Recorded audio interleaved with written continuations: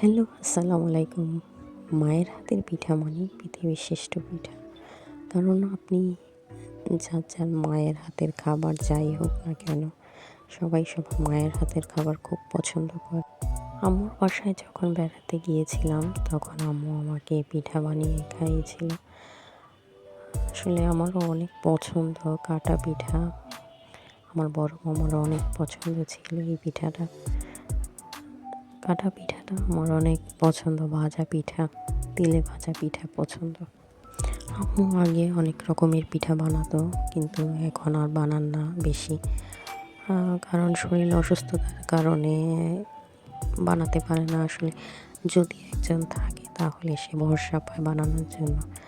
যেহেতু আমি ছিলাম সেহেতু সে পিঠা বানিয়েছে, আমি ভেজে দিয়েছি। একা একা এখন আর পারে না সব কিছু করতে।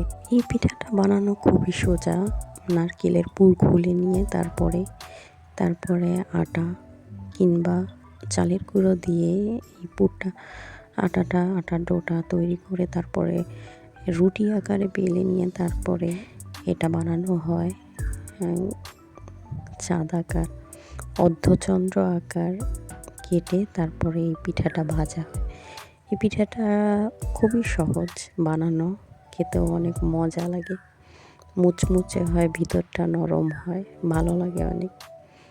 দেখতে থাকুন আর চোখ রাখুন কীভাবে পিঠাটা বানানো হচ্ছে, তা ভিডিওতে দেখতেই পাচ্ছেন সবাই।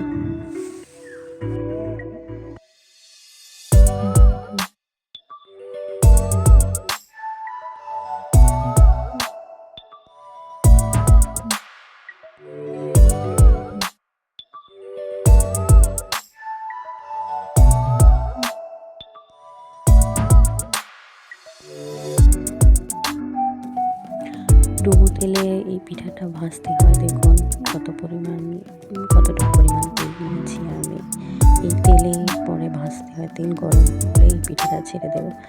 দেখুন এই পিঠাটা দেওয়ার সাথে সাথে কীরকম ফুলে ডাবল হয়ে যাচ্ছে ভাজার সময়।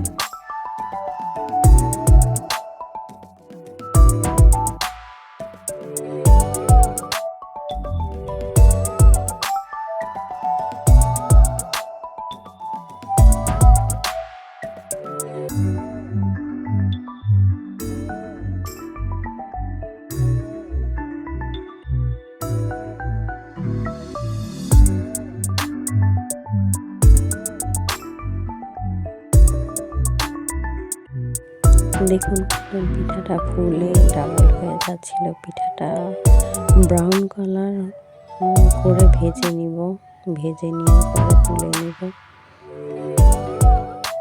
ব্রাউন কালার আসলে তারপরে পিঠাটা তুলে নেব।